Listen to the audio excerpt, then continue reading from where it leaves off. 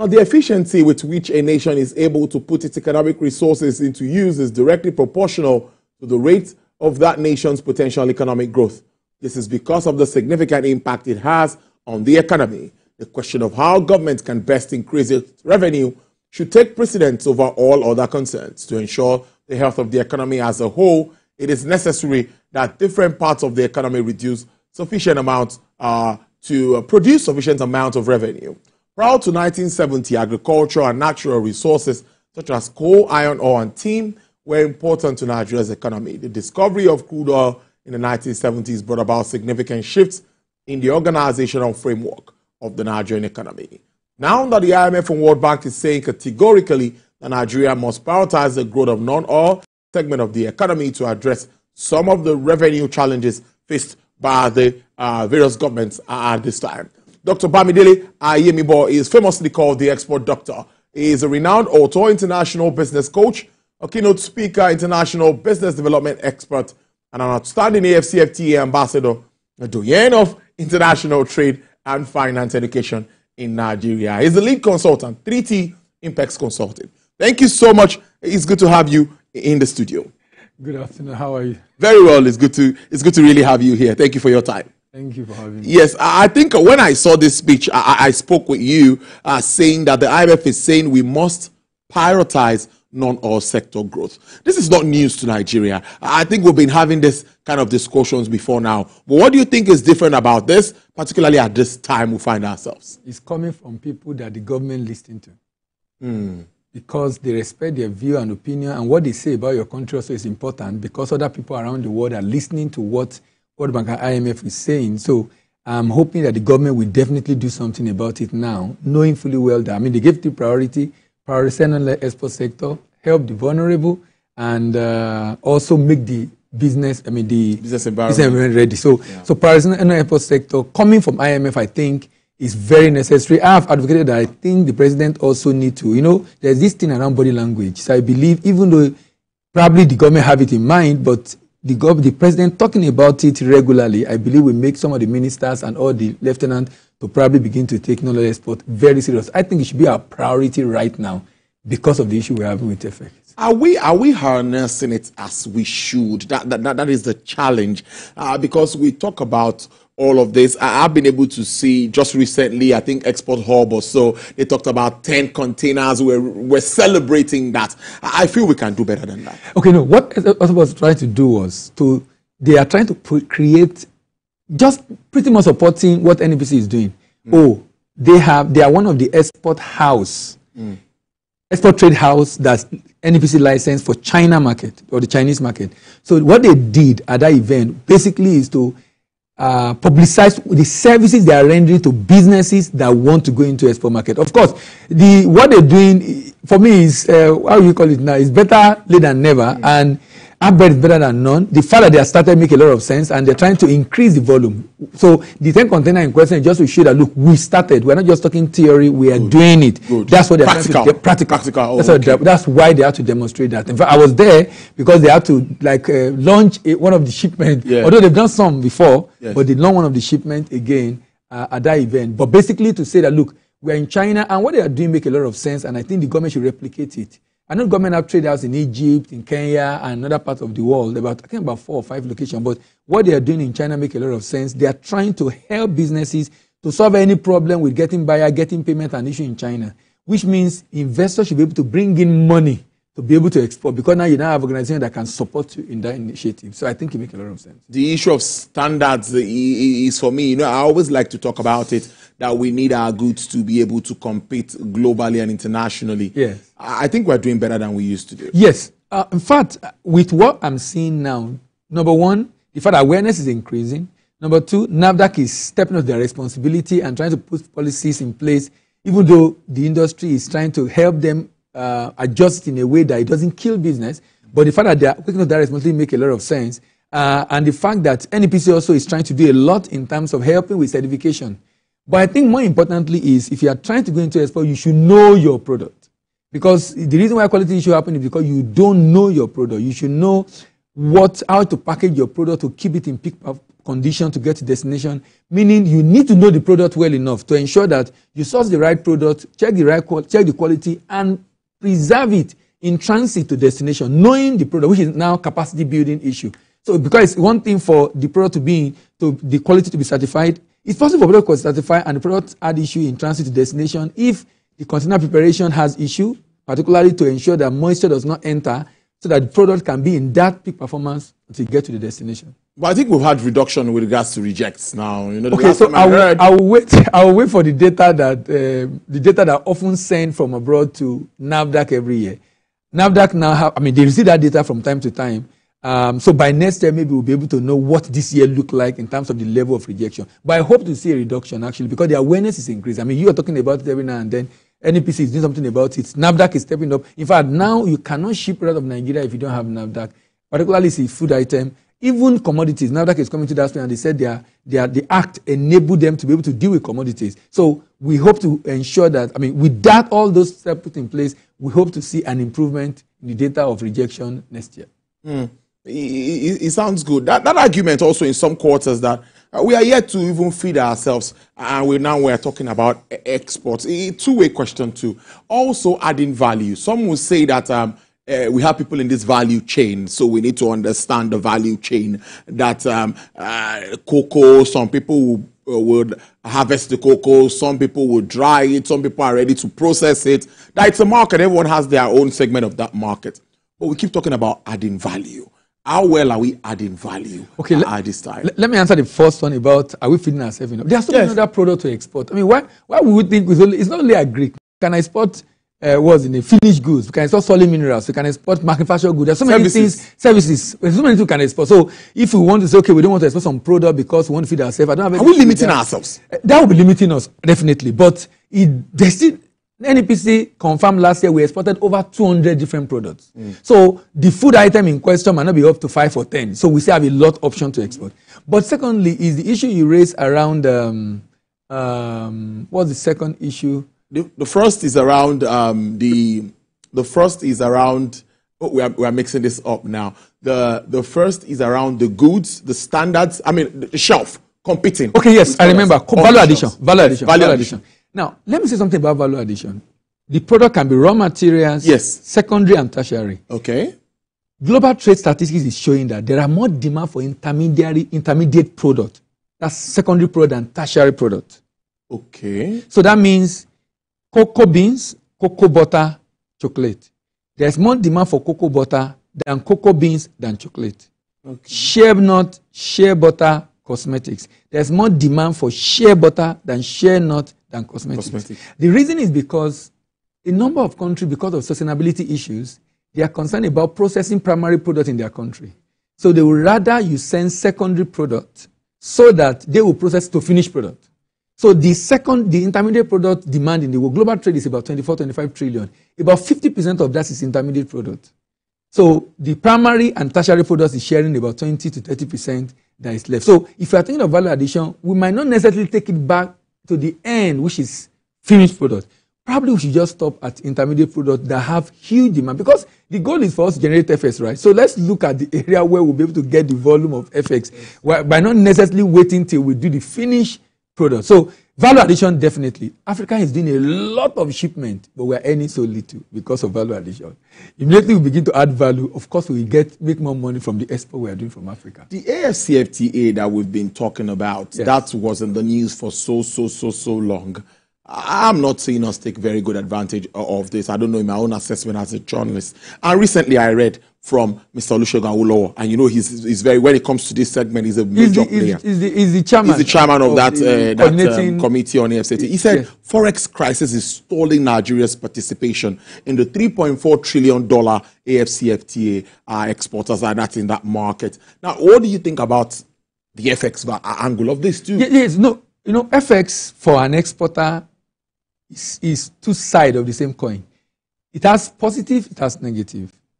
Now, if I'm a manufacturer and major input is imported, I will have issue with FX because I now have to source for FX to be able to fund it. But immediately I begin to export, also as a manufacturer, I should now begin to get FX. Even if I can't meet all my demand for FX, I get FX that is growing over time. So FX is a challenge, but it's also a blessing in disguise for export. I mean, the CBN governor talked about it. I know people have also talked about it. The fact that some countries try to manipulate their currency, they've been accused of manipulating currency. I think China and Japan by US. The fact that they want to ensure that they are more competitive in the export market. So, FX have its challenge, no doubt, particularly for manufacturers. But if manufacturers begin to take export more seriously also, they will be able to get at least some of the forex required without necessarily relying 100% on the government or other sources for FX, so that they will be able to now become more competitive in the shipment, the production or manufacturing of their product in Nigeria. But for those that their product is not being exported and they are dealing locally, there will be a challenge. Now, on AFCFTA, manufactured good is what we must focus on. So manufacturers definitely are affected by dollar.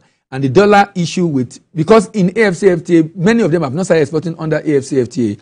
If you are going to take advantage of AFCFTA, dollar will affect them definitely, because many of them don't have forex enough, which is also, again, the call for trying to begin to consider FX. In fact, at that event, one of the chairman, I think it's Aspanda group of traders, saying that a number of people are parking their load and leaving Lagos for the village because they can't trade again. They have cash, they have naira, but they can't sell what they used to sell because nobody is buying, the price is too high.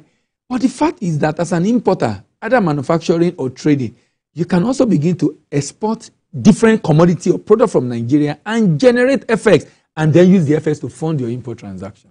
So this brings me to the issue of currency again.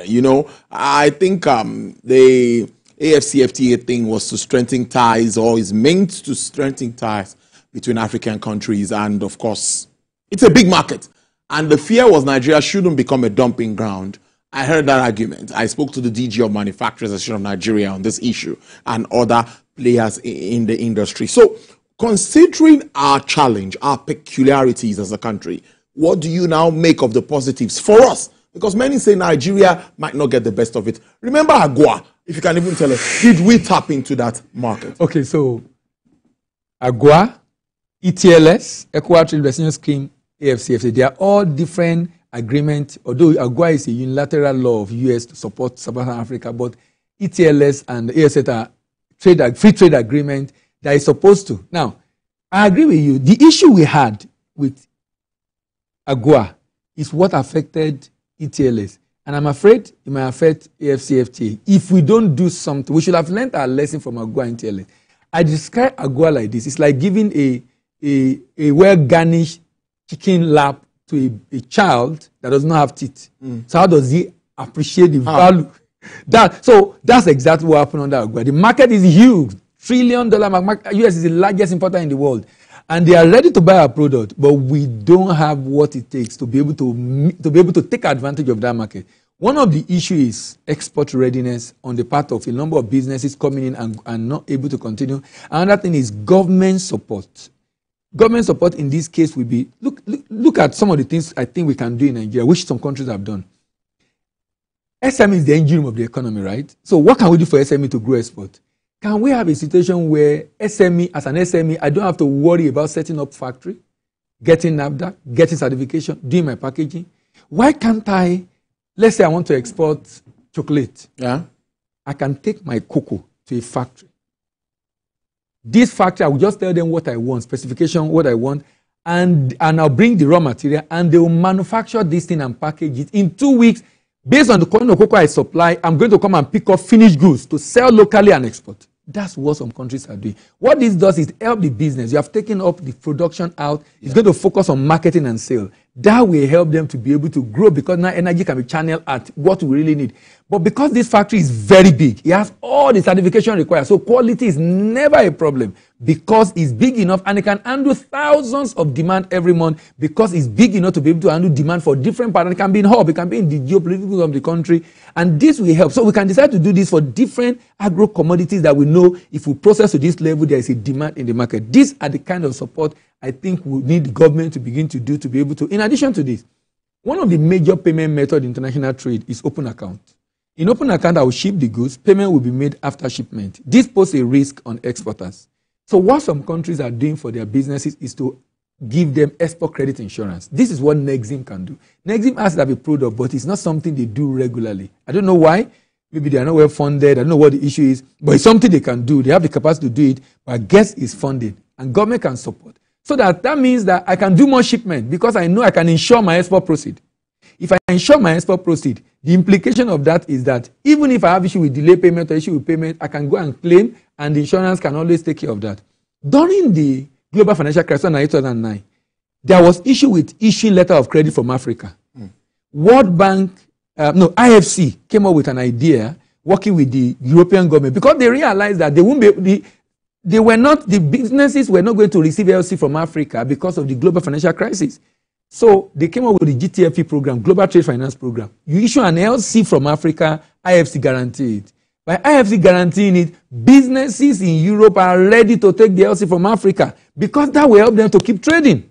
Because if they keep trading, they're going to create jobs. We can do the same for our people to be able to. The idea is just for government to throw its weight behind the people as much as possible to be able to encourage businesses to go into this sector. We have what it takes. It was growing. In the last administration, they did this, what was the name? This Naira for dollar, in which if I export, I will get a particular dollar. This should have been what export expansion grants you do, but government is not budgeting, funding export expansion budget. And CBN came up with this idea. So it would have been good for CBN also to do something in that regard, do something to encourage businesses to want to export and to want to repatriate the money into Nigeria. And then we can have this FS flowing in. And we can be able to address all of the challenges that we face. Let's wrap up on this note. Moving the goods out of this country is also another kettle of fish. Now, you've talked about the government agencies doing their job and all of that. What about the law enforcement agencies? They have a role, the likes of the customs and all of that. Are they in sync with the fact that, let's be very factual here. And I'll add to that. Also, yes, I'm putting Dr. Ayimbo on the spot here. Also, the likes of Nexim that we mentioned, yes, and even the NEPC. I used to know how active the NEPC used to be. I think more needs to be done. Yes, I think more needs to be done for NEPC. I mean, it's almost a year that the CEO has been appointed, so I believe it's settled down. By next year, we'll begin to see I'll be able to talk more about NEPC because by next year, yes, because it will have settled down. At least it will have mastered all the issues because it's coming from private sector. Yeah. For Nexim needs support from CBN, from federal government. If Nexim get the funding, I'm sure they will put those products out. But let me come to custom.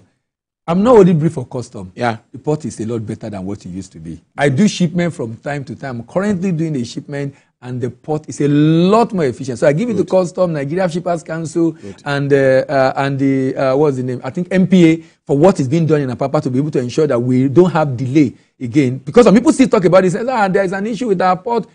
Okay, my experience in Apapa port or in Tinkan port, the issue, let me say it has been reduced by 70-80%. Not that we don't have issue at all, but at least significantly. So I don't think we should worry more about the port now. Maybe we should talk about building more ports in other parts of the country to be able to ensure that other parts can easily not have to come to Lagos. They don't have to come to Lagos to export. Yes, that's what I think we need to work on. But in addition, that's why I'm also, and I know Lagos have a lot of money, so we have Lekki and there's one already being built, so Lagos can afford it. But other states also, maybe they should consider that. But more importantly is, we need advocacy to encourage people to export and safety net to ensure that they are protected when there are issues. Advocacy from top down, from the presidency to the minister to NEPC, increase advocacy on export and what government will do to support. If China give incentive to their exporters, US give incentive, different countries give incentive. We need to incentivize businesses so that they can say, okay, because government is looking at this, let me do something about it. Because some people are already doing well in Nigeria, but because government is looking at that area and they can see what government is doing to support businesses, some people will come in because of that. I think that's what we need to do to be able to increase, because we have what it takes in terms of product, manufacturing, we have what it takes. Commodity, we have what it takes. Solid mineral, we have what it takes. But we need more investment coming in to be able to grow the sector. Infrastructure is key. When we talk about local production, I also look at infrastructure aspect of it. Also, again, finally, I saw that sesame seeds, ginger, mica, and some other things were those that were exported, part of what was exported when we talked about the export hub. Though I'm not staying with that really. What to you is the outlook? You know, it's good to have an outlook despite the challenges because government seems to be sincere about this. But like you said, it needs to do more. And everyone needs to be on the same page. The hands need to be on deck, like people would always say. So what is your outlook? If things are done very well, what do you think would happen? If it's business as usual and we continue this way, what do you think will happen as we wrap up 2024? it doesn't look nice. It doesn't look nice because I'm not seeing, there's a way you see movement and you know that, okay, look, and I've been monitoring the data of MBS since the beginning of the year. Yes. I'm not seeing the kind of movement that will let us know that, oh, this will be a better year so far. But into the new year, maybe because of what we are seeing and what IMF is saying, maybe in the plan of the government agency for the new year is something they will be considering. I mean, taking it seriously. But the way it is right now, I see business as usual. I see a slight increase. It's happening already. The reason is because some people are becoming more conscious of the need to export. So, some people are hoping this to get better. Hoping. Hope is not a strategy. We need to get a strategy on ground to be able to do something about this problem. So some businesses are beginning to take it serious. I've been to different programs and I've seen people who are importers, who have not thought of export, but now are beginning to see because it has become a survivor issue for their business. So because of that, I hope to see some marginal increase, not a major increase the way we should expect, considering the need we have right now. I think that major increase will be a major lift that the government will have to do by advocacy, support, and a number of initiatives that will help encourage businesses to consider this as an option they need to start doing right now. Not just to make money for themselves, which they do, but more importantly also to salvage this economy and increase FX inflow into Nigeria. All right.